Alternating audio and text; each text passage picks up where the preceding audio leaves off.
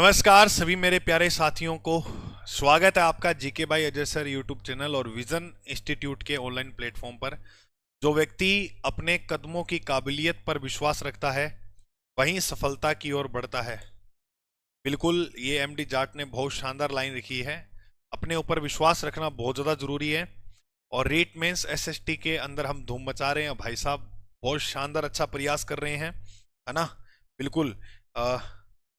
अब इसके अगर अपने आगे बात करते हैं तो मैं आपको बता दूं कि ये हमने 0.1 बेस शुरू किया था। इसका बहुत शानदार रिस्पॉन्स रहा है और आप सभी साथियों ने बहुत ज़्यादा प्यार दिया, इसके लिए धन्यवाद। सेकंड लास्ट क्लास है ये इसकी। अपने आज जो टॉपिक करेंगे थोड़ा बड़ा टॉपिक है, कृषि के विभिन्न प्रकार और औद्योगिक प्रदेश वाला। वो टॉपिक मैंने करवा दिया। एक टॉपिक ही रह गया है सिर्फ, जल थल वितरण वाला।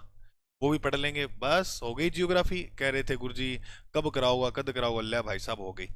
ठीक है। आज अपने जो टॉपिक पढ़ेंगे उस टॉपिक का नाम है, अच्छा कई साथी कह रहे थे गुरुजी जैसे आप इकोनॉमिक्स की टॉपिक वाइज सीरीज लाए और वो भी उसमें भी बहुत ज्यादा साथी ने प्यार दिखाया, बहुत ज्यादा साथी उस टेस्ट सीरीज से जुड़े हैं। भाई साहब वो साथी जो जुड़े हैं ना उनको रिजल्ट भी बहुत शानदार मिलने वाला है। टॉपिक वाइज जब आप चीजों को अच्छी तरह से कर ले तो फिर मैं उसका एक्सप्लेनेशन भी करवाऊंगा आपको। और हमने यहाँ टॉपिक भी पढ़ा है। तीन तीन अगर कोई चीज पढ़ लें और बाहर चला जाए पर्सन, हो ही नहीं सकता कभी, है या नहीं है। हाँ, ठीक है, बहुत बढ़िया। तो अपना जियोग्राफी ये जो सीरीज है वो चल रहा है, इसके अंतर्गत हम सबसे पहले पढ़ेंगे। टॉपिक का नाम है विभिन्न विश्व में कृषि के विशेष प्रकार जो है वो देखने हैं। अच्छा, इसके अंतर्गत आपको दो चीजें मेन याद करनी है इस टॉपिक में। क्या? एक तो ये इस प्रकार की शब्दावलियां मिलेंगी आपको, एक तरह से ये नाम मिलेंगे, जैसे वीटी कल्चर हो गया, पीसी कल्चर हो गया, एपी कल्चर हो गया, सेरी कल्चर। ये किसके लिए होती है, इनके बारे में आपको जानकारी होनी चाहिए। ठीक है। हाँ, तो याद रख, पहली क्लास नहीं है, बस ये एक ही क्लास है कृषि के प्रकार की। इससे पहले वो कृषि के प्रकार नहीं है, वो उद्योग के प्रकार की है। आगे बीटी कल्चर की बात करते हैं तो इसमें यह अंगूर की व्यवसायिक खेती है, यानी इसके अंदर किसकी खेती की जाती है? अंगूर की। अंगूर की खेती की जाती है, उस खेती को क्या बोलते हैं? Witty culture. वेरी इंपॉर्टेंट है। जिससे वाइन यानी शराब बनती है। यानी शराब, अंगूर जो है इसे बोलते हैं शराब की बेटी। शराब की बेटी किसे बोलते हैं? अंगूर को। दुनिया की सबसे महंगी और ज्यादातर शराब जो है वो कहाँ बनती है? फ्रांस में। कहाँ पर बनती है? फ्रांस। और फ्रांस जो है उसे सुरा सुंदरियों का देश कहते हैं। फ्रांस को सुरा सुंदरियों का जो है वो देश कहते हैं। ये बात आपको याद रख लेनी है। बिल्कुल गुरुजी, याद रह जाएगी, कोई दिक्कत वाली बात को नहीं। जूस और सूखे अंगूर जो है किशमिश वगैरह हो गए उससे बनाई जाती है। गुरुजी इतना अड़ंगा डाल रहे हैं और पो आता है 100 रुपए का। तो अरे मैं वो दारू की बात नहीं कर रहा, वो तो बहुत घटिया किस्म से बनती है। ये फ्रांस में जो चैंपियन वगैरह शराब है, बहुत महंगी महंगी किस्म की जो शराब है वो बनती है, उसकी यहाँ पर बात जो है वो हो रही है ना। तो फ्रांस में मैंने बताया ना, फ्रांस में, इटली में, स्पेन में, अमेरिका में, ऑस्ट्रेलिया के अंदर जो है ये ज्यादातर प्रचलित है। कौन सी कल्चर? Witty culture. याद होगी क्या? विटी, वह विटी कल्चर जो वो अंगूर के लिए, विटी कल्चर जो अंगूर के लिए, विटी कल्चर अंगूर के लिए। एक बार और बोलो, विटी कल्चर अंगूर की खेती की जाती है। कि अंगूर की खेती करना क्या कहलाता है? विटीकल्चर। जैसे एग्रीकल्चर है, अपने खेती करते हैं उसे एग्रीकल्चर बोलते हैं। ऐसे विटीकल्चर पूछे तो उसमें केवल अंगूर की खेती की जाती है। ठीक है। पीसी कल्चर या एक्का कल्चर, याद रखना, पीसी कल्चर के अंदर मछलियां पाली जाती है। ठीक है। यानी इसके अंदर जो है मछलियों का या मत्स्य का उत्पादन किया जाता है। मछलियों का जो है वो क्या किया जाता है? उत्पादन। उसी खेती को क्या बोलते हैं? PC culture. क्या बोलते हैं? PC culture. इसमें मछलियां होगी, झींगा मछली होगी, शैवाल हो गए, अन्य जलीय जीवों को पालन पोषण किया जाता है। उस खेती को क्या बोलते हैं? PC culture. फिश मतलब क्या होती है? फिश मतलब गुरुजी मछली, तो बस याद हो गया। पीसी कल्चर किसके लिए? मछलियों के लिए। बोलो। हाँ, आ रहा है। क्या मतलब आप कह रहे हो? है? प्रकार है, प्रकार, समझे नहीं। हाँ। हाँ, चलो इसके बाद अगर अपने आगे बात करते हैं तो पीसी कल्चर के लिए मुख्य क्षेत्र हो जाएगा चीन, इंडिया यानी भारत, बांग्लादेश और जापान। मेन बड़ी बात आपको याद रखनी है कि विटी कल्चर अंगूर के लिए, अंगूर का उत्पादन किया जाएगा, और पीसी कल्चर में मछलियों का उत्पादन किया जाएगा। ठीक है। बिल्कुल। अब मैं आपसे प्रश्न पूछता हूँ, प्रश्न कैसे बनेगा? प्रश्न ऐसे बनेगा कि मछलियों का जो उत्पादन किया जाता है उस खेती को क्या बोलते हैं? तो आप बोलोगे पीसी कल्चर। फिर वेरी इंपॉर्टेंट, हॉर्टिकल्चर। कौन सी कल्चर? हॉर्टिकल्चर। भूकंप व चक्रवात भी करवाना है, बिल्कुल। अच्छा, भूकंप और चक्रवात भी, है ना। बिल्कुल बिल्कुल, कोई बात नहीं है। 3 नंबर में आपको याद रखना है क्या भाई, हॉर्टिकल्चर। हॉर्टिकल्चर की बात करें तो फलों, सब्जियों, फूलों और सजावटी पौधों की उन्नति के लिए जो है वो कौन सी खेती की जाती है, हॉर्टिकल्चर। यानी इसके अंदर फल, सब्जियां, फूल और सजावटी पौधों की उन्नत खेती की जाएगी, उसे क्या बोलेंगे, हॉर्टिकल्चर। जिसे अपने बागवानी खेती भी बोल सकते हो। क्या बोल सकते हैं इसके अंदर, बागवानी खेती। बागवानी किसके अंदर आएगी, हॉर्टिकल्चर में। इसमें फलों की, फूलों की, सब्जियों की जो है वो खेती की जाती है। ठीक है। क्वेश्चन कैसे बनते, क्वेश्चन उल्टा बनेगा कैसे, जैसे मान के चलो आपसे ये प्रश्न पूछ लेंगे कि 1 नंबर क्वेश्चन मैंने आपसे ये पूछा कि मत्स्य उत्पादन या मछलियों का जो उत्पादन किया जाता है, मछलियों का उत्पादन किया जाता है वो कौन सी कल्चर है। Option A viticulture, option B fishiculture, option C horticulture, option D floriculture. तो आपको पता होना चाहिए वो कौन सी कल्चर हो जाएगी, फिशिकल्चर, पिसिकल्चर, पिसिकल्चर। ऐसे प्रश्न बनेगा। क्लियर। हाँ, बहुत बढ़िया।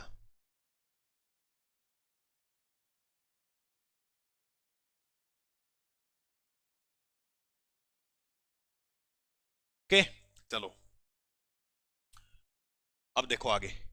फ्लोरिकल्चर, फ्लोरिकल्चर में फूलों की खेती की जाएगी। तो फूलों की खेती यानी फ्लोरी नाम ही आ रहा है, फूलों की खेती किसके अंदर की जाती है, फ्लोरिकल्चर में।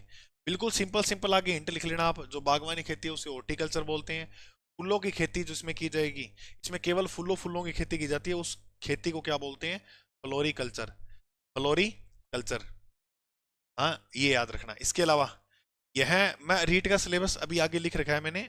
अभी भूकंप और चक्रवात आप जो कह रहे हो ना, मैं देख लूंगा है या नहीं है, कि ये आगे लिख रखा है। भूकंप और चक्रवात नहीं है भाई साहब रीट में, सेकंड ग्रेड में होगा वो अलग बात है। सेकंड ग्रेड वालों आप कमेंट में लिख देना, जो आगे वर्ल्ड ज्योग्राफी आपको करनी हो ना सेकंड ग्रेड में, जो एसएसटी सब्जेक्ट में दिए हुए हैं वो टॉपिक लिख देना, वो आगे मैं करवा दूंगा। बाकी ये आप किया तो मोर देन इनफ है, सेकंड ग्रेड के लिए भी ये बहुत अच्छा करवाया मैंने इसके अंदर, टेंशन मत लेना आप। फ्लोरिकल्चर की बात करें, गुलाब, गेंदा और लिली आदि के उत्पादन के लिए ये खेती की जाती है। मुख्य क्षेत्र नीदरलैंड हो जाएगा, नीदरलैंड में स्थान है हॉलैंड। केन्या हो गया, केन्या कहाँ है, अफ्रीका में। भारत, भारत में स्थान याद रखना, पुणे, बेंगलुरु और ऊंटी। ऊंटी जो है एक पर्यटन स्थल है दक्षिण भारत में। ऊंटी जो है नीलगिरी की पहाड़ी पर एक पर्यटन स्थल है दक्षिण भारत के अंदर। ठीक है, याद रखना, पर्यटन स्थल है दक्षिण भारत में नीलगिरी पहाड़ी पर, ऊंटी नामक। ठीक है, याद रखना, ये प्रश्न आ जाता है। पुणे महाराष्ट्र में है, याद रखना। ओके, बेंगलुरु किसकी राजधानी है, कर्नाटक की। सिंपल सी बातें हैं। फ्लोरिकल्चर की बात करें तो फूलों की खेती, और फूलों की खेती क्या कहलाती है, फ्लोरिकल्चर। भारत में ये पुणे, बेंगलुरु और ऊटी में होती है। ठीक है, हाँ बहुत बढ़िया, शाबाश। चलिए, 5 नंबर पॉइंट अगर हम पढ़ते हैं तो आपके सामने दिया गया सेरीकल्चर। 5 नंबर में क्या दिया गया भाई मेरे, सेरीकल्चर। सेरीकल्चर की बात करें तो सेरी सह से सहतूत, सहतूत के वृक्ष पर रेशम के कीड़े पाले जाते हैं। क्या पाले जाते हैं, रेशम के कीड़े। रेशम के कीड़े पाले जाते हैं जिनसे रेशा मिलता है, फिर आगे हम कपड़े वगैरह बनाते हैं। याद रखना, यह रेशम के कीड़ों को पालन पोषण जो है इसके द्वारा किया जाता है। वेरी इंपॉर्टेंट है ये प्रश्न, परीक्षा में बहुत बार आता है। क्या कि जो है रेशम के कीड़े किस खेती में पाले जाते हैं, उस खेती को बोलते हैं सेरीकल्चर। ऐसे याद रखना, सह से सेरी, सह से सहतूत, सहतूत के वृक्ष पर ये कीड़े पाले जाते हैं, है ना, ये कीड़े पाले जाते हैं। मुख्य क्षेत्र भारत ही है, चीन, जापान और थाईलैंड। तो मुख्य क्षेत्र में याद रखोगे भारत है, चीन है, जापान है और थाईलैंड है। क्लियर। हाँ बहुत बढ़िया मेरे भाई। एपी कल्चर, एपी में याद रखो, एपी, एपी मधुमक्खी को यहाँ बिठा लेना और कोई ना उसको एपी यानी मधुमक्खी पालन, उसको पिलाना नहीं है सच में, मार देगी देख डंक मार के।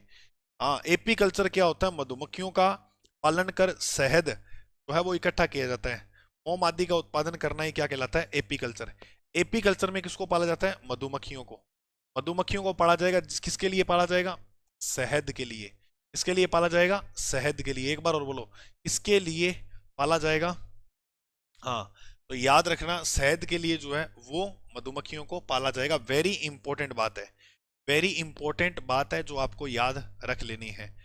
शाबाश, बहुत शानदार। तो एपी कल्चर की बात करते हैं तो मधुमक्खियों का पालन कर शहद या मोम आदि का उत्पादन किया जाता है। यह भारत, चीन, ऑस्ट्रेलिया और अमेरिका। मैं फिर कह रहा हूँ बिठा मत लेना कहीं। अच्छा, कई बार अपन जो है वो ये बात देखते हैं कि जो लड़के लोग होते हैं ना, जो थोड़े से ज्यादा प्रेमी टाइप के होते हैं, वो क्या हाथ काट लेते हैं। संट बहुत होते हैं ये जैसे मैंने कह दिया ना कि मधुमक्खी को यहाँ मत बिठाना, कोई नहीं बिठाएगा। और सबसे बड़ी बात, ये चंट इतने होते हैं कि कभी भी हाथ काटेंगे तो यहाँ से ब्लेड मारेंगे, ऐसे ये देखो ऐसे मारेंगे, यहाँ नहीं मारेंगे कभी। क्यों? यहाँ मारते इनका काम हो जाएगा। तो क्या करे, धक्का का मुंह दिखाने वास्ते, देखो मैं तेरे से इतना प्रेम करता हूँ, मैंने धै धै धै ऐसे यहाँ से काट लेंगे। अब यहाँ पर जो नस होती है वो, यहाँ पर चमड़ी ज्यादा है तो नस नीचे होती है, तो ज्यादा जो है वो दिक्कत होती नहीं है। और यहाँ जिस दिन मार लिया तो काम हो जाएगा उस दिन, है या नहीं है? तो क्या है, क्या गुरु जी यहाँ मारने से कैसे हो जाएगा? जैसे आप यहाँ मारते हो तो यहाँ ऊपरी नस है, देखो अपने हाथ की इस ओर, ठीक है? तो यहाँ मारोगे तो इसका मतलब यहाँ से खून जो है वो बहना शुरू हो जाएगा बहुत तीव्र गति से। आधे घंटे बाद, 15-20 मिनट या आधे घंटे के अंदर अंदर आप ये फील करोगे हम बेहोश हो रहे हैं, और आप बेहोश हो जाओगे। और किसी ने भाई साहब नहीं संभाला, शान जगह में जाके ऐसे काम मत कर लेना, किसी ने नहीं संभाला तो काम हो जाएगा। है या नहीं है? हाँ, वो बात है। भी तो रीट है। अच्छा, रीट का बात करो आगे फिर थे, कुछ कभी भी नहीं करना है ऐसा काम जीवन में, है या नहीं है? हाँ, याद रखना आप, आपके भले के लिए बात कह रहा हूं मैं, ठीक है? ये इंफॉर्मेशन दी है, नॉट फॉर अलाउ रेड है यहाँ पर, ठीक है? चलो, एपी, एपी यानी एपी, ऐसे ट्रिक याद रखनी है। एपी मधुमक्खी को पिलाना है, मधुमक्खी को क्या है, पिलाना है। सर मत सिखाओ एक आधा और। चलो, मैं तभी तो ऐसी इधर उधर की बात जो है मैं बहुत डरता हूँ इन चीजों को करने में यूट्यूब पर। एक तो क्या स्क्रिप्ट बहुत जल्दी कटती है यहाँ से, ठीक है? अब मैं जी ऑफलाइन में तो क्या है, बहुत सी विद्यार्थियों की बातें होती हैं जो हम शेयर करते हैं, ऑफलाइन जो पढ़ते हैं, ठीक है, उनको पता है। अब थाना ऑनलाइन लगा यार गुरुजी थोड़ा सा खड़ूस टाइप को सीधो सीधो आगे चल जाए। देखो बात ये होती है मेरे भाई, ऑनलाइन में बहुत सी चीजें देखी जाती है ना। कोई एक आध तो जल तो सल तो होगा, ले ले पढ़ाते तो है नहीं, उनको इतना मैंने पढ़ाया वो नहीं दिखा, वर्ल्ड ज्योग्राफी पूरी कराई वो नहीं दिखी, बस ये पॉइंट दिख जाएगा, ले ले मास्टर तो इस बात अगर पढ़ावा थोड़ी है। है को नहीं? हाँ कमलेश मेरे भाई, बोल क्या कह रहे हो, आपकी बात मैं सुन रहा हूँ। हैं? देखो, डेयरी फार्मिंग, डेयरी फार्मिंग के अंदर क्या होगा, दूध और दूध से बने उत्पादन जैसे मक्खन, पनीर, दही आदि का उत्पादन करने हेतु गाय भैंस आदि का पालन किया जाता है। डेयरी फार्मिंग में की को पालन करांगा आप, गाय को और भैंस को। सारों ज्यादा दूध इनो मिला है, हाँ गुरुजी इनो मिला है। और इनका जो दूध है उससे क्या क्या बनेगा, मक्खन, पनीर, दही। डेयरी का नाम आते ही आप क्लियर हो जाएगा, गाय और भैंस। पेडागोजी की और एनईपी की पीडीएफ मैं ना गुरुजी से बात करता हूँ कमलेश, फिर मैं बताता हूँ आपको मिलेगी, या गुरुजी के पास अगर नोट्स होंगे बनाए हुए, क्योंकि मेरे पास तो ये अभी है नहीं उपलब्ध। गुरुजी ने जो बनाए होंगे, जैसे अपने शैक्षिक परिदृश्य वाले गुरुजी पढ़ा रहे हैं, उससे मैं पूछूंगा, ठीक है? फिर अपलोड करवा दूंगा। देखो, ये क्लियर हुआ।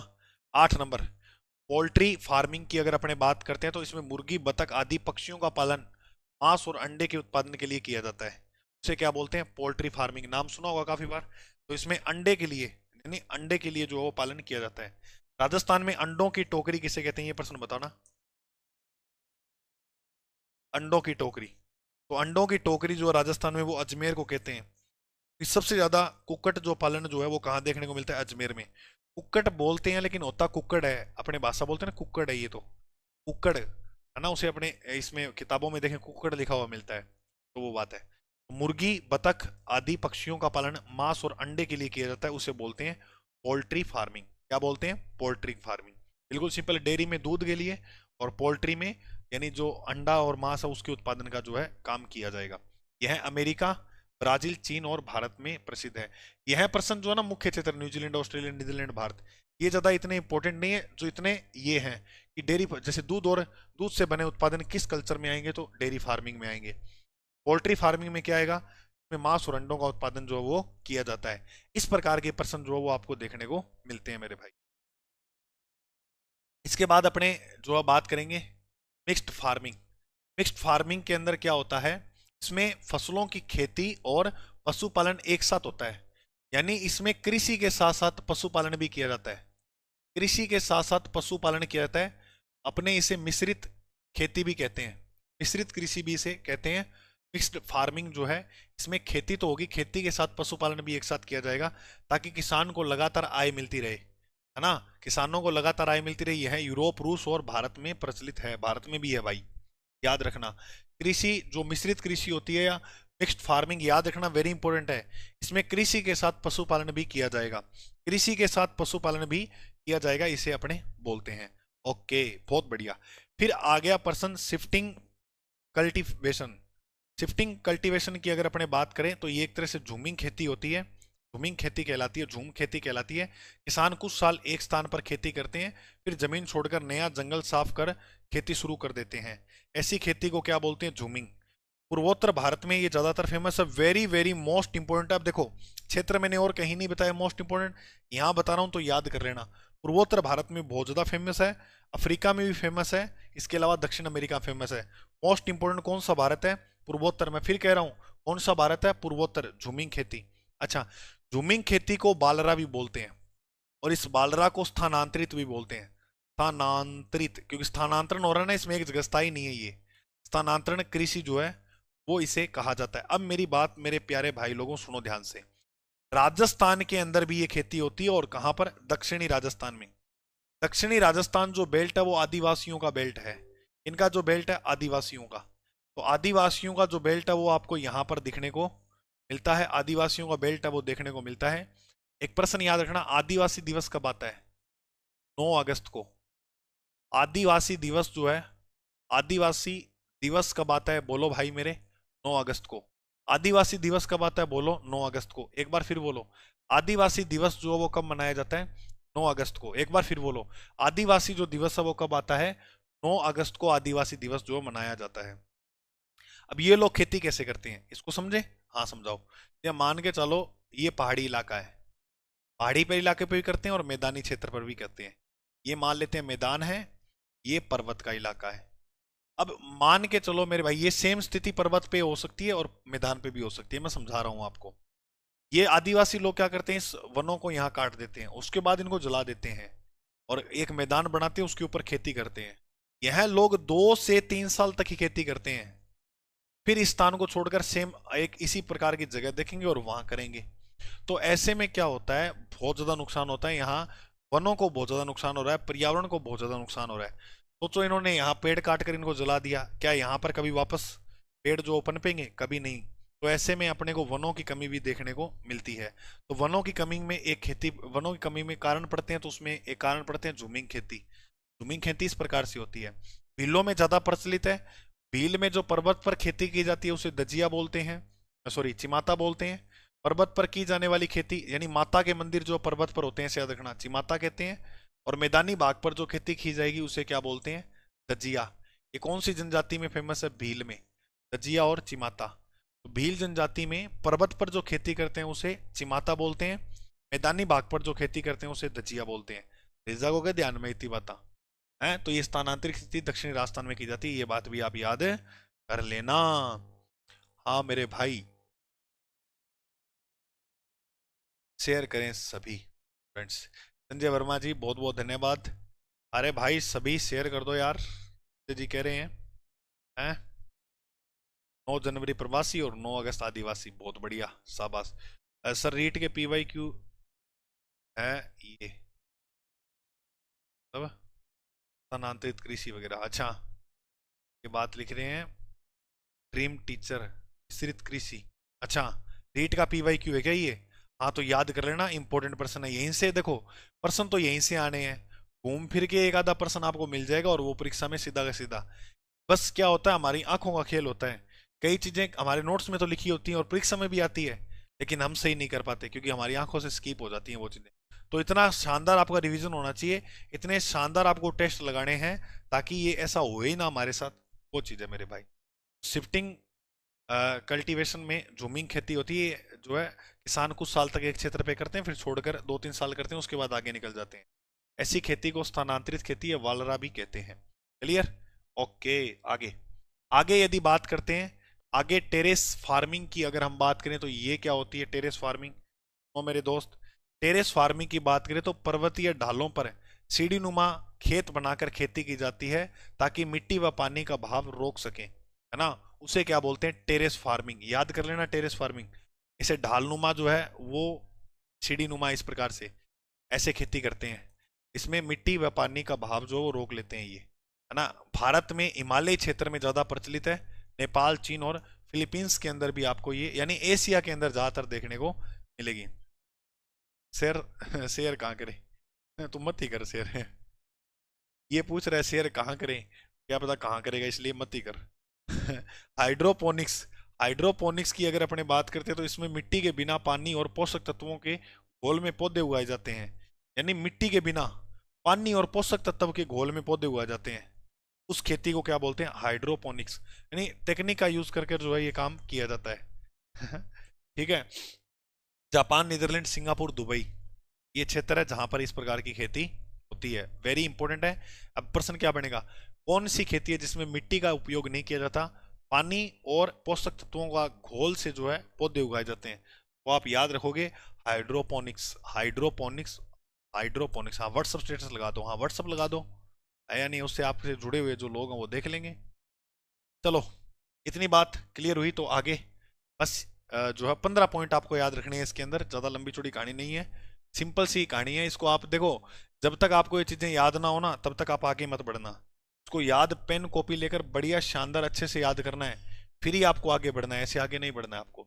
एरोपोनिक्स की अगर अपने बात करते हैं तो इसमें पौधों की जड़ों को हवा में लटकाया जाता है और पोषक तत्वों की धुंध से सिंचाई की जाती है। वेरी इंपॉर्टेंट है। इसमें क्या करते हैं, पौधे की जो जड़ें होते हैं उसको हवा में लटकाया जाता है और पोषक तत्वों की धुंध से सिंचाई की जाती है। उस खेती को बोलते हैं एरोपोनिक्स। मुख्य क्षेत्र अमेरिका और इजराइल, इतनी ज्यादा इंपॉर्टेंट नहीं है ये। 14 नंबर, ऑर्गेनिक फार्मिंग। फार्मिंग की अगर अपने बात करते हैं तो रासायनिक खाद या कीटनाशक के बिना, वेरी वेरी मोस्ट इंपॉर्टेंट है। जैसे ना ही खाद डालनी है ना ही कोई दवाई वो डालनी है जिसमें कीट वगैरह मारने वाली, प्योर गोबर वगैरह यानी प्रकृति से खेती करना, पूरी तरह जैविक खेती, जैविक खाद जैसे गोबर वगैरह या प्राकृतिक तरीके से खेती करते हैं उसे बोलते हैं ऑर्गेनिक फार्मिंग। ये भारत, यूरोप और अमेरिका में प्रचलित है। ऑर्गेनिक की अगर की अब बात करें तो राजस्थान में बांसवाड़ा जिला जो है वहां पर ये काम बढ़िया हो रहा है। और वेरी वेरी मोस्ट इंपॉर्टेंट है सिक्किम। बांसवाड़ा भी इतना चर्चित में नहीं है जितना सिक्किम है। सिक्किम विश्व का ऐसा राज्य बन गया है जिसने पूर्णतः, राज्य बना जिसने पूर्णतः जैविक खेती को अपनाया है। पूर्णतः, पूर्णतः जैविक खेती को अपनाया है। जैविक खेती को अपनाया है। जैविक खेती को अपनाने वाला वो राज्य कौन सा बन गया, सिक्किम। वेरी इंपॉर्टेंट है, तो याद रखोगे। इसमें जो ऑर्गेनिक फार्मिंग है या जैविक खेती है इसके अंदर कीटनाशक दवाइयों का यूज नहीं करते, खाद वगैरह का यूज नहीं करते हैं। ठीक है, शाबाश, बहुत बढ़िया। तो ये इतनी बात आपको जो है सभी साथियों को याद रखनी है, ये ऑर्गेनिक फार्मिंग होती है। लास्ट, अरिद कृषि। अरिद कृषि की अगर अपने बात करते हैं मेरे भाई तो आपको क्या बात याद रखनी है, शुष्क और कम वर्षा वाले क्षेत्रों में कम पानी, एरिड है। एरिड मतलब हिंदी में द लिखा जाएगा और इंग्लिश में इस प्रकार से एरिड होगा, एरिड। कम पानी सहने वाली फसलों की खेती जैसे बाजरा, ज्वार, है ना, उनके लिए जो खेती की जाती है वो एरिड कल्चर, एरिड कृषि। शुष्क और कम वर्षा वाले क्षेत्रों में ऐसी खेती की जाएगी जहां कम पानी हो। राजस्थान, अफ्रीका, और क्योंकि यहाँ मरुस्थल पाया जाएगा, राजस्थान हो गया, अफ्रीका हो गया, मध्य एशिया, इन बेल्ट में मरुस्थल पाया जाता है, तो यहाँ पर ऐसी खेती जो वो अपनाई जाती है। अब एक संस्थान है जिसका नाम है एरिड, सॉरी आफरी, आफरी संस्था है, इसको बोलते हैं एरिड फॉरेस्ट रिसर्च इंस्टीट्यूट। आज की क्लास में आपको पढ़ाया मैंने ये अ, राजस्थान के प्रमुख अनुसंधान के अंदर 4 जो अंक का कंटेंट आता है इससे। जिस साथी ने क्लास नहीं देखी अभी जाओगे आप तो प्ले लिस्ट में मैंने सामान्य ज्ञान के टॉपिक करवाए हैं, वो भी देख लेना। इसमें मैंने राजस्थान के प्रतीक चिन्ह करवा दिए, कंटिन्यू वो क्लासेस चल मिल जाएंगी, पूरा जो है वो आपको करा दूंगा सामान्य ज्ञान वाला। अच्छे खासे प्रश्न आते हैं उससे, तो वो भी आप सारे देख लेना। अच्छा, जो आपका सहयोगी रीट एसएसटी के अलावा L1 की तैयारी कर रहा है, L2 की कर रहा है और सब्जेक्ट से, तो वो तो सारों के लिए कंपलसरी है, तो वह क्लास आप उसको हेल्प कर सकते हो। और मैंने एक मेरे पास टोंक से एक गुड़िया का फ़ोन आया, तो वो कहती मुझे कि गुरुजी जो है मैंने जो है आपकी इकोनॉमिक्स वाली क्लासेस देखी हैं और उसको इतना नहीं पता कि मैं वर्ल्ड ज्योग्राफी करा रहा हूँ, इतिहास भी करा रहा हूँ। तो उसने क्या है मैंने कहा कि आपको पता कैसे लगा, क्योंकि मैं पूछता हूँ कि क्लास का पता कैसे लगा आपको, होता ही है, एक शुरुआती चैनल है। तो वो इतनी बढ़िया बात बोली, उन्होंने कहा गुरुजी जयपुर में मेरा कोई मतलब दोस्त है, तो उसने जो है मुझे सजेशन किया कि आप है ना अजय सर की क्लास से देखो, बहुत शानदार पढ़ा रहे हैं। तो वो कई लोग क्या करते हैं, अपने दोस्त होते हैं जो भी, उनको सजेशन करते नहीं है। जैसे कोई टीचर बढ़िया मेहनत कर रहा है तो उसके बारे में क्यों इसलिए नहीं करते, वो ये सोचते हैं कि यार इसको बता दिया तो ये अच्छा कंटेंट ना पढ़ ले, है ना। तो कभी जीवन में मेरे भाई ऐसे मत सोचना। अगर मैं सोच लूँ यूँ कि इनको यूट्यूब पर नहीं पढ़ाना, ये मेरा कंटेंट मेरे पास ही रखूँ, फिर आप कहाँ से पढ़ोगे, कैसे, तो आपको थोड़ा दिक्कत का सामना पढ़ तो लोगे ही, तो कभी कोई काम नहीं रुकता है, वो तो जाएगा ही, ठीक है। लेकिन ये है कि फिर आपको अब देखो कितनी आसानी होगी, हमने ये प्रयास किया, मान लो 5% भी आसानी हुई तो भी बहुत ज़्यादा फायदा है। तो वो चीज़ है। और उसने बात बताई तो मुझे बहुत खुशी हुई कि यार कोई ऐसे भी मतलब इंसानियत आज भी जिंदा है। ये तो मैंने लाइब्रेरी में से देखा कि आप करंट के अफेयर की किताब कोई पढ़ रहे हो, कोई आ गया ना आपका दोस्त तो छुपा दोगे क्या पढ़ रहा था, नहीं नहीं मैं तो कुछ नहीं पढ़ रहा था, बताते नहीं है कि क्या पढ़ रहा है क्या नहीं। तो ऐसा करके कोई भी व्यक्ति जो ऐसा न बनना, आप नहीं रोक सकते किसी को सिलेक्शन लेने से, है ना। तो वो चीज़ है, आप किसको किसको रोक लोगे, अपने दोस्त को बेचारा को पीछे करके आप खुश थोड़ी हो जाओगे। या आप किसी व्यक्ति, कोई व्यक्ति मान लो दोस्त नहीं है, तो उसकी सहायता आप करने का प्रयास किया करो। ऐसे नहीं है कोई अपने मान लो राजस्थान जी के कोई बढ़िया, मैं ये नहीं कह रहा मेरा चैनल कोई और चैनल पे जैसे पढ़ा रहा है बढ़िया, तो उसको कह सकते हो कि भाई यहाँ तो बस ये मिल रहा है, और अगर आपको वो करना है तो वो चैनल है वो बढ़िया पढ़ा रहा है, तो उसकी हेल्प मिलेगी। मैं खुद कोई टीचर अगर मुझे बढ़िया लगता है तो मैं आपको बता देता हूँ कि भाई बाकी जैसे करंट अफेयर आपको पढ़ना है, नाना क्लासेज जैसे सर पढ़ा रहे हैं, शानदार पढ़ाते हैं, वो वहां से आप जो बढ़िया कवर करो, है या नहीं है, तो वो चीज़ होती है। हाँ, ठीक है, तो ये बात आपको जो है वो याद रख लेनी है। ओके, चलिए आफरी की बात करेंगे तो आफरी की स्थापना भारत में जो है वो 1985 में होती है। आफरी की स्थापना भारत में 1985 में होती है, और राजस्थान के अंदर इसकी स्थापना जो है वो 1988 में होती है। इसका जो मुख्यालय है वो कहाँ देखने को मिलता है मेरे भाई, जोधपुर में। इसका मुख्यालय कहाँ देखने को मिलता है आपको, जोधपुर में। ये बात सभी साथी जो है वो याद रखेंगे जी। इसके बाद इसके बाद आप सभी मेरे प्यारे साथियों की बहुत ज़्यादा डिमांड थी, मांग थी कि सर जैसे आपने इकोनॉमिक्स की जो है वो टेस्ट सीरीज टॉपिक वाइज शुरू की, ऐसे आप भूगोल की जो है वो टॉपिक वाइज टेस्ट सीरीज शुरू करें। तो आपकी बहुत ज़्यादा मांग पर ये हमने अंक भार समेत जो है सारे कहानी आपको बता दी है। बहुत ही अच्छा सब्जेक्ट है ये भूगोल, है ना, बहुत प्रेम है हमें भूगोल सब्जेक्ट से, और आपको बहुत शानदार करवाएंगे मेरे भाई। अच्छा खासा वेटेज रहता है भूगोल का। अगर आप ये प्रश्नों की प्रैक्टिस कर लेते हो तो बहुत ज़्यादा जो है हम परीक्षा के मार्क्स के नज़दीक पहुंच जाएंगे। फिर आप ये नहीं कहोगे गुरुजी पद कम है, पद कम हो लेकिन हमने जो मेहनत की है वो किसी दूसरे विद्यार्थी ने नहीं की होगी। इकोनॉमिक्स में टॉपिक वाइज मैंने दे दी, ये भूगोल की है। भूगोल एसएसटी की जो टॉपिक वाइज टेस्ट सीरीज है वो आपकी एप्लीकेशन विजन इंस्टीट्यूट पे मिल जाएगी। इसका जो अपन पहले टेस्ट है, पहला टेस्ट जो है वो इसका जो है वो 8 नवंबर से 8 नवंबर को इसका जो है पहला टेस्ट है। और इकोनॉमिक्स की टेस्ट सीरीज जो शुरू कर रखी है उसका आज पहला टेस्ट है, यानी 5 नवंबर को। एक दिन छोड़कर टेस्ट होता है, इसमें भी एक दिन छोड़कर आपका टेस्ट होगा, एक दिन छोड़कर जो है वो क्या होगा, टेस्ट होगा। बहुत शानदार है। इससे जो साथी नहीं जुड़ा है एप्लीकेशन में जाना, देखो जो जुड़ेगा वो फायदा ले जाएगा, नहीं जुड़ेगा तो 50 रुपए के चक्कर में आप ये सोचो गुरुजी नहीं जुड़ेंगे, तो फिर आपको जो है मतलब वो प्रैक्टिस नहीं होगी, तो इतना पढ़ा हुआ वो सारा नाश हो जाएगा। इसमें ज़्यादा मैं रखने को तो ये 20 रुपये रख देता, लेकिन इसके अंदर जो है 30 रुपये प्लेटफॉर्म चार्ज कटता है, तो वो अब मैं पल्ले से तो कैसे दे दूँ, और भी बहुत चीज़ें पल्ले से दे रहा हूँ, ठीक है। तो ये और इसमें 19 रुपये है कोई, तो इसमें आपके टाइपिंग वाला भी है, सब चीज़ें हैं। तो ये मैं सोच रहा हूँ गुरुजी हमसे कमाई कर रहे हैं, मैं फिर भी आपको कह रहा हूँ। और भूगोल जो विषय है वो बहुत शानदार हो जाएगा, इसमें बहुत मेहनत से ये प्रश्न बनाए गए हैं। जैसे पृथ्वी गतियां अक्षांश देशांतर 4 अंक का कंटेंट आएगा इससे, ये हो गया। वायुमंडल संगठन संरचना पवने वायु संचरण 6 अंक का कंटेंट यहाँ से आएगा। 10 अंक का इन दो टॉपिक से। महासागर ज्वार भाटा धाराएं जल थल वितरण, ये टॉपिक रह गया जल थल वितरण वाला, बस 6 अंक का कंटेंट यहाँ से आएगा। संसार की प्रमुख वनस्पति एवं वन्य जीव 2 अंक का कंटेंट यहाँ से आएगा। राजस्थान के कृषि आधारित उद्योग जो है 6 अंक का कंटेंट यहाँ से आएगा। तो 6 और 2 8, 8 और 6 14, 14 और 6 20, 20 और 2 22, बहुत ही इंपॉर्टेंट है 22 मार्क्स। देखो जो अच्छा विद्यार्थी होगा, मेहनत करने वाला होगा, उसके लिए तो 1 मार्क्स भी बहुत ज्यादा है। तो ये 22 मार्क्स का जो कंटेंट है, इसमें से लगभग परीक्षा में आपको इस क्लास से जो है प्रश्न देखने को मिल जाएंगे, ठीक है।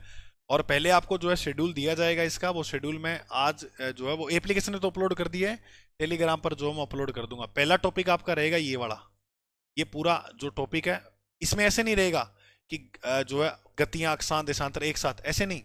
इसको बहुत शानदार तरीके से करेंगे, अपने ऐसे रांद नहीं काटनी है।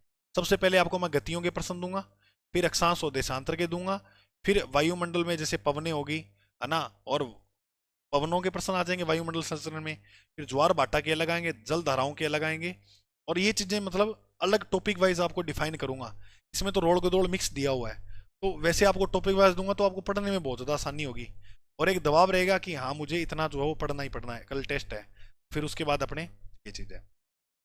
हाँ, तो वो कोई चीज़ ना, बिल्कुल बिल्कुल। तो ये चीज़ है, तो ये मैंने जो है पिछली भर्ती का आंकड़ा लिया है। इसमें 11-12% जो है वो आए थे पिछली भर्ती। अब आप कह रहे हो सर 15 क्वेश्चन आते हैं, तो बस ये आइडिया रहता है, 15 आएंगे तो 30 मार्क्स का हो जाएगा। कहने का मतलब क्या है, ये आइडिया होता है कि 22 से 30 मार्क्स के बीच में कंटेंट आएगा। बहुत ज़्यादा होते हैं ये, कम नहीं होते। जो तैयारी सीरियस कर रहा है, सीरियस विद्यार्थी के लिए 2 मार्क्स भी बहुत ज़्यादा है। नहीं है तो उसके लिए क्या कहें, डिस्क्रिप्शन में लिंक दिया गया है, वहाँ से आप एप्लीकेशन से जो है वो जुड़ सकते हैं। जी सर। इसके बाद आपको जो है याद क्या करना है, इसके बाद चलिए टॉपिक पे बढ़ जाते हैं अपने। इसके बाद आपको याद करना है, वो तो हो गए कृषि के प्रकार। अब जैसे सहकारी कृषि किसे कहते हैं, इसको और एक बार थोड़ा थोड़ा मोटे तौर पर देख लो, इसको समझ लो बस, है या नहीं है। सर रीट के लिए करंट राजस्थान के साथ भारत भी पढ़ेंगे, बिल्कुल पढ़ना होगा, लेकिन ज्यादा पर्सन जो राजस्थान करंट अफेयर से आएंगे। मैंने एक वीडियो बनाई हुई है रीट को लेकर सिलेक्शन, उस वीडियो को देख लो, सब बताया हुआ कितने मार्क्स का क्या आएगा। थोड़ा सा ना 5-7 मिनट 22 मिनट लगाए थे उस वीडियो को बनाने में मैंने, वो आप थोड़ा तेजी करके 2x की स्पीड पर देख लो, सारे टॉपिक एनालाइज किए हुए हैं उसमें। ठीक है। हाँ, जब कई किसान मिलकर एक समूह या संस्था बनाते हैं और अपनी जमीन पूंजी श्रम को मिलाकर खेती करते हैं ताकि उन्हें ज्यादा लाभ मिले, उसे सहकारी खेती बोलते हैं। क्या बोलते हैं, सहकारी खेती। सिंपल सी बात है, समझ में आ गई है क्या होती है सहकारी। चीन में इसे क्या बोलते हैं, कम्यून कृषि, और इसराइल में इसे जो है, बस ये याद रखने, कृषि के जो पढ़ रहे थे ना विभिन्न देशों में या प्रकार क्या होंगे, तो ऐसे नाम मिलेंगे आपको, है ना। चीन में खेती को क्या बोलते हैं, कम्यून कृषि, और इसराइल में क्या बोलते हैं, किबूतिज्म। क्या बोलते हैं, किबू तिजिम कृषि, किबू तिजिम। ठीक है। हाँ हाँ, राजस्थान का करंट है, बिल्कुल है करंट राजस्थान का। तो सहकारी खेती समझ में आ गई बात। जब कई किसान मिलकर एक समूह या संस्था बनाते हैं और अपनी जमीन पूंजी श्रम को मिलाकर सभी खेती करते हैं, उससे क्या होगा, ज्यादा लाभ होगा, बटेंगे नहीं, काम भी बढ़िया होगा। उसे क्या बोलते हैं, सहकारी खेती। उसके बाद ट्रक फार्मिंग, बहुत इंपॉर्टेंट पर्सन है ट्रक फार्मिंग वाला। इसके अंदर क्या होता है, ट्रक फार्मिंग में क्या होता है, यह वह खेती है जो शहरों या बाजारों के पास की जाती है ताकि फलों सब्जियों और फूलों की जो है फूलों को जल्दी बेचा जाए, है ना। यहाँ ट्रक का मतलब वाहन नहीं है, बल्कि सामान पहुंचाने से है। समझ में आ गई बात। कोई ट्रक का मतलब वो नहीं है ट्रक, इस तरह का ट्रक चलता है ना। हाँ बिल्कुल गुरुदेव, राम राम, रोहित सर नमस्कार, आपका स्वागत है ना। तो ट्रक फार्मिंग मतलब वो को नहीं कि मैं उत्थे दिल छोड़ आया गड्डी मोड़ आया, वो ट्रक नहीं है ये। मतलब वाहन का मतलब है, इससे मतलब एक स्थान से दूसरे स्थान माल को पहुंचाना, इसे क्या बोलते हैं, ट्रक फार्मिंग। इससे क्या होता है, इससे जो है जैसे सब्जियां फूल है फल है, ये तीव्र गति से दूसरे व्यक्ति के पास या जो है कोई उपभोग कर रहा है उसके पास पहुंच जाता है। अब फूल वगैरह सब्जियां ये खराब होने वाली आइटम है, तो इससे क्या खराब नहीं होता, इससे फायदा मिल जाता है। ये यूरोप और अमेरिका में खेती ज्यादा की जाती है, करते हर जगह करते हैं, लेकिन ज्यादातर भारत में भी करते हैं। ज्यादातर कहाँ करते हैं, यूरोप और अमेरिका में। यूरोप और अमेरिका जैसे देशों में ये खेती ज्यादा होती है, ट्रक फार्मिंग। ठीक है। ट्रक फार्मिंग को मतलब समझ में आ गई बात। देखो पहली बात आप पढ़ी, सहकारी कृषि, इसमें सभी मिलेंगे, सभी मिलकर खेती करेंगे जिससे लाभ ज्यादा कमाए। ट्रक फार्मिंग में क्या होता है, शहरों बाजारों के पास ये की जाती है ताकि फलों सब्जी और फूलों को जल्दी बेचा जा सके, यानी बल्कि सामान पहुंचाया जल्दी जा सके, उसे क्या बोलते हैं, ट्रक फार्मिंग। Okay, 3 number. बस ये 9 पॉइंट ही पढ़ने हैं आपको, सिंपल सिंपल है, और ये टॉपिक आपका कंप्लीट हो जाएगा। गहन कृषि, इसमें जमीन के छोटे टुकड़ों पर बहुत मेहनत, पूंजी और आधुनिक साधनों का प्रयोग कर अधिक से अधिक फसल ली जाती है, इसे क्या बोलते हैं, गहन। याद रखना, इसमें मेहनत अधिक लगती है, श्रम अधिक लगता है इसके अंदर। विशेषता क्या है, यह अधिक जनसंख्या वाले और कम भूमि वाले देशों में की जाती है। कौन सी खेती, गहन कृषि। जहां पर अधिक जनसंख्या होगी, जनसंख्या दबाव बढ़ेगा, तो जो है वो क्षेत्र कम हो जाएंगे, और कम क्षेत्रों पर ये हमने एक तरीका अपनाया है खेती करने का, जमीन का छोटा टुकड़ा होता है, उस पर बहुत ज्यादा मेहनत करके, अच्छा इन्वेस्ट करके, आधुनिक तकनीक की सहायता से यहाँ पर खेती हम कर लेते हैं। क्लियर? उसे क्या बोलते हैं? गहन कृषि। समझ में आ गई? तो प्रश्न क्या बनेगा, ये याद रख लेना, वेरी इंपॉर्टेंट है। ये अधिक जनसंख्या वाले क्षेत्रों में की जाने वाली खेती है। ओके, शाबाश। चलो आगे मेरे भाई। पारंपरिक कृषि, पारिस्थितिकी कृषि, ये क्या होता है? इकोलॉजिकल फार्मिंग की बात करें तो इस खेती में प्रकृति और पर्यावरण को नुकसान पहुंचाए बिना खेती की जाती है। एक तरह से ये भी जैविक खेती की तरह ही है। इसमें प्रकृति को नुकसान भी नहीं होगा, पर्यावरण को भी नहीं होगा। क्योंकि जी पर्यावरण को नुकसान होता है क्या? पराली वगैरह जलाते हैं, इससे नुकसान होता ही है या नहीं है? तो वो चीज है। इसमें रासायनिक खाद की जगह जैविक खाद और प्राकृतिक तरीके अपनाए जाते हैं। उदाहरण के लिए वर्मी कंपोस्ट, नीम की खाद होगी, और टिश्यू कल्चर आदि जो है इसके अंदर यूज किया जाता है। नीम वगैरह की खाद होगी, वर्मी कल्चर जो है वो होगी। वर्मी को मतलब, अच्छा, वर्मी कल्चर याद रखना, इसमें केचुए का उत्पादन पालन किया जाता है, ये भी याद रखना। वर्मी कल्चर वहां नहीं लिखाई, ऐड कर लेना।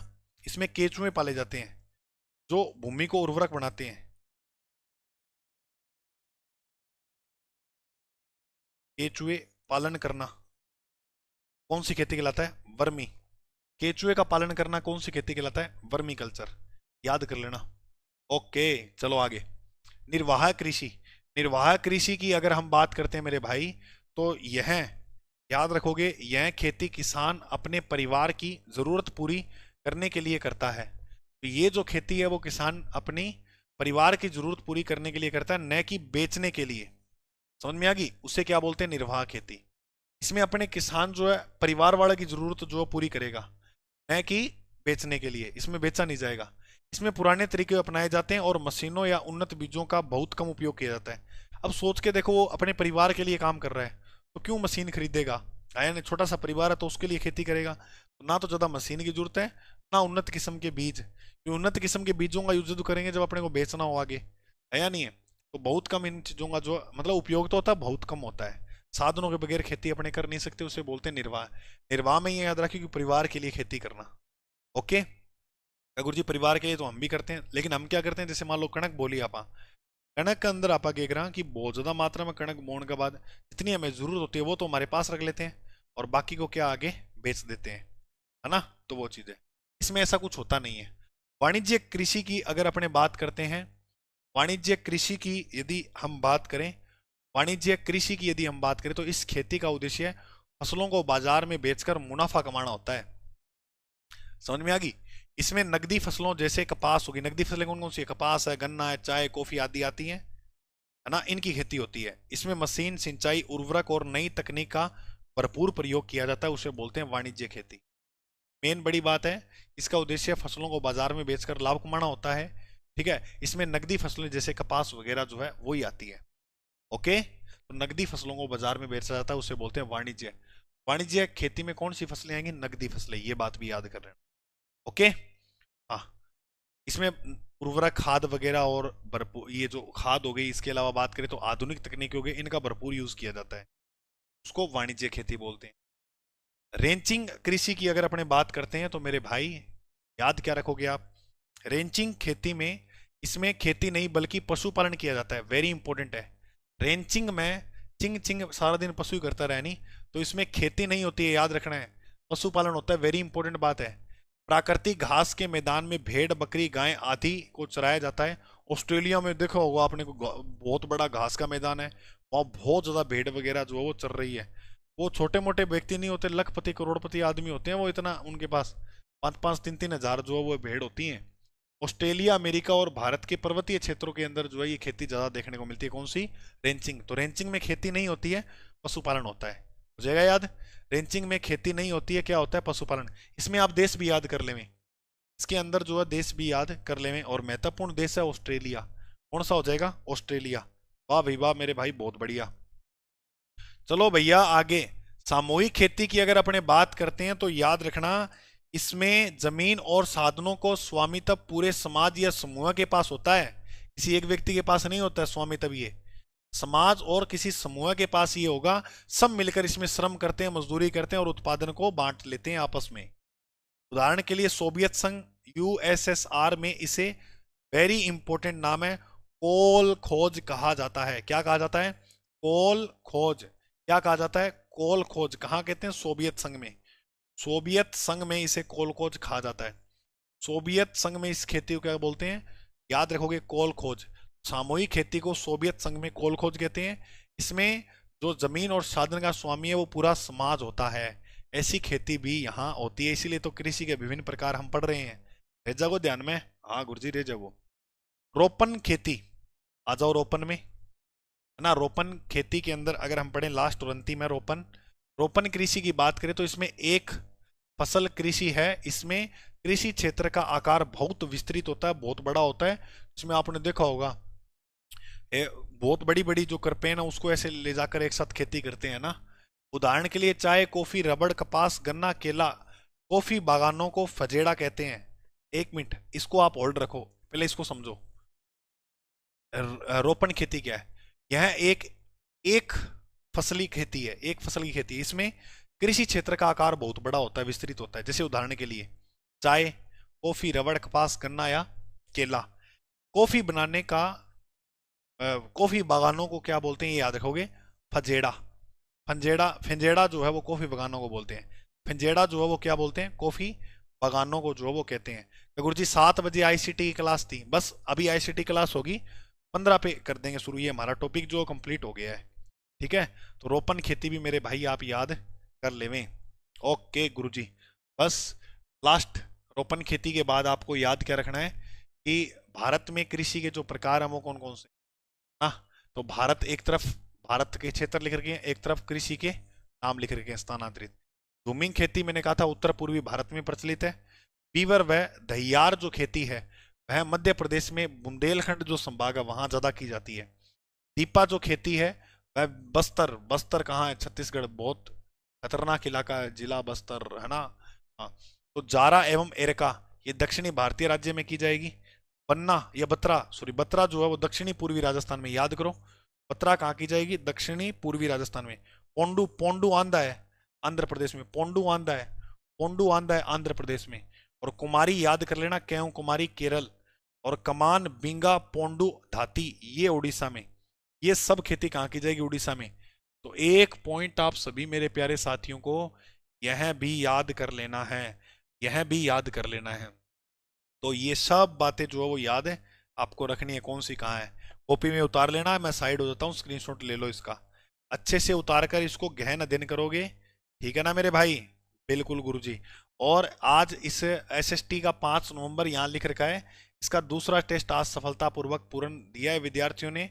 जिस साथी ने टेस्ट दिया वो अब ये आकलन जो है वो कर पाएगा। देखो मैं ये नहीं कह रहा कि आपके 60% आ रहे हैं, 50 आ रहे हैं, बहुत अच्छी बात है। शुरुआत की आपने, 1 से आप 60 तक आए हो। हमें सफर तय करना है 150 तक का। पूरे 150 नहीं आएंगे, अगर हमारे 110, 120, 130 तक अगर यहाँ पर्सन लेते हैं तो हमारा बहुत शानदार जो है वो स्कोर रहेगा। शुरुआत करो, जिसने शुरुआत नहीं की वो तो वैसे ही बाहर है एग्जाम से। शुरुआत जिसने कर दी है उसके लिए all the best, best of luck. अब आपको करना क्या? 60 आए, अब आपको एक मोटिवेशन मिलेगा क्या? यार मेरे 60 आ रहे हैं और मेरा साथी उसके 110 आ रहे हैं तो मैं और पढ़ूं। तो आप ज्यादा पढ़ना शुरू करोगे, फिर आपके 70 आएंगे अगले टेस्ट में। फिर आप 70 को, यार 70 पे पहुंचाऊं तो मतलब मुझे और पढ़ना चाहिए। देखो तरीका बदलो, थोड़ा तरीका बदलो। लाइब्रेरी बदलना या जो जगह बदलना, कोचिंग बदलना, इससे कुछ नहीं होगा। तरीका बदलना पड़ेगा मेरे भाई, उससे ही आपका रिजल्ट जो वो आएगा। पढ़ने का तरीका बदलो मेरे भाई, है या नहीं है? तो वो चीज है। तो ये जो साथी इससे नहीं जुड़े हैं ये इस टेस्ट सीरीज से जरूर जुड़े, डिस्क्रिप्शन में लिंक दिया गया है। और इसके अलावा मैं आपको बात बता दूं, विजन इंस्टीट्यूट जो एप्लीकेशन है उस पर अभी ग्रीन लोगो मिलेगा आपको। अभी सर्च मारोगे ना तो वो लोगो अपडेट हो रहा है, फिर ये लोगो आपको मिलने लग जाएगा। फ्री टेस्ट सीरीज, नोट्स और प्रैक्टिस सेट जिसमें हम बताएं राजस्थान भूगोल की PYQ टेस्ट सीरीज फ्री उपलब्ध है। फ्री मटेरियल में टेस्ट में जाओगे तो वहाँ राजस्थान के भूगोल की टॉपिक वाइज दी गई है, ये आप फ्री में भी लगा सकते हो। नोट्स वगैरह में डेली 1-2 दिन थोड़ा डिले हो जाता है, काम बहुत ज़्यादा होता है, और अपलोड कर ही देता हूँ, ठीक है। वैदिक सभ्यता वाले वगैरह वो सब कर दिए अपलोड, देख लेना आप। अभी के लिए सभी साथियों को नमस्कार। अभी ICT क्लास होगी। टेलीग्राम चैनल अपना GK बाय अजय सर नाम से है। यूट्यूब के जो ऊपर जो ब्लैक सा आपको लोगो दिख रहा है वही टेलीग्राम का है, से भी जरूर जुड़े। क्लास अच्छी लगी तो लाइक करें, कमेंट में ज़रूर बताना, आपका जो प्रतिक्रियाएं हैं वो ज़रूर देना, ठीक है। चैनल पर नए हो तो सब्सक्राइब कर लेना मेरे भाई। अभी के लिए सभी को जय हिंद, जय भारत। मिलते हैं अगली क्लास में।